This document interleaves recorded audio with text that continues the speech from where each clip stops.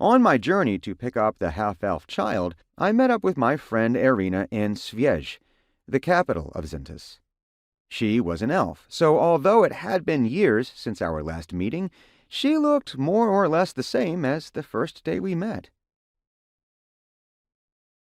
"It has been a while, Lord Acer. I suppose this is much like the last time we met," she said with a laugh as she stepped into my room at the inn in surprisingly good spirits.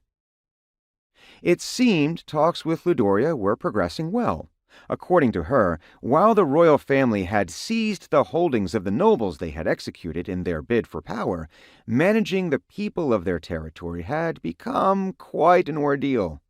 The citizenry of the eastern reaches of Ludoria were in constant fear of another earthquake.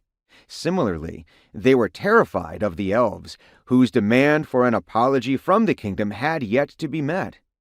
After ignoring the elves for years, people began fleeing the area, afraid that the anger of the elves would bring an even greater disaster than the one they had already experienced. On top of that, with the elves having abandoned the nearby forests, the number of monsters emerging from them began to increase. Anxiety among the citizenry continued to grow, and crop yields dropped across the region. A hit to the breadbasket of Ludoria wasn't just a local issue, though.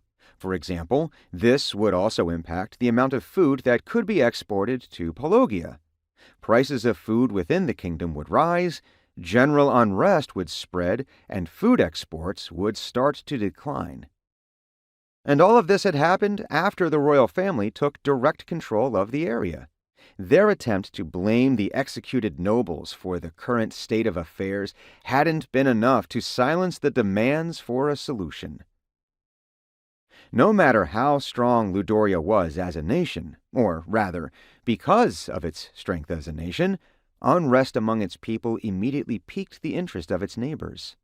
So, in an attempt to keep this situation under control while they still could, they came to the table to negotiate with Irina and the elves.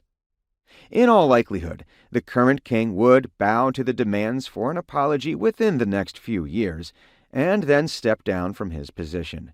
The current crown prince was still too young to ascend the throne, so he would probably lead with the assistance of the current king's younger brother, the archduke. Resolving the unrest within Ludoria would then be up to those two and their skills, but it would at least resolve their conflict with the elves.